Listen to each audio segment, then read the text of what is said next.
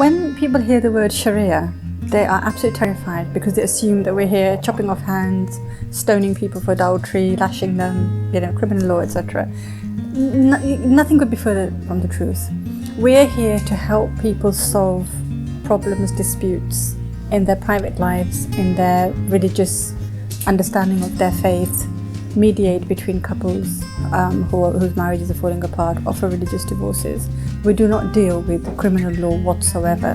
It's just really important for us that we safeguard vulnerable people, that we're aware of their problems and their issues, that we don't put them at risk. For example, if somebody is being physically abused or whatever, we don't send a woman like that, for example, back to her abusive husband.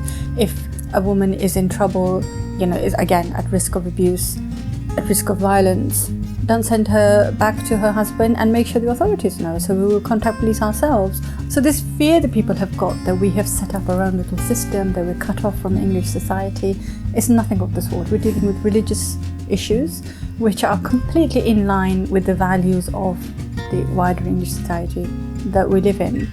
And we get people asking us all sorts of questions to do with their daily lives, to do with prayer, for example, in a country where in winter the days are very, very short. How do you cope? You're trying to pray 3-4 prayers during the day when you're at work, when you're at school, when you're studying, whatever.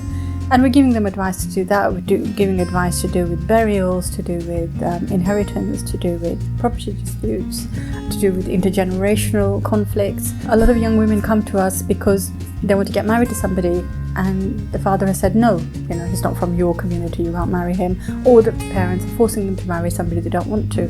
And they come to us for help, and they say, can you help? And we as a religious body will write to the parents. I will say to them, you have no authority under Islamic law. In fact, it's forbidden for you to force your daughter into a marriage she doesn't want. And if she has found somebody she wishes to marry, it is your duty to help her to progress with that. If the father refuses, for example, to be the guardian of the girl in the marriage, we will actually offer to be the guardians of the girl in that marriage. So we offer that kind of a service.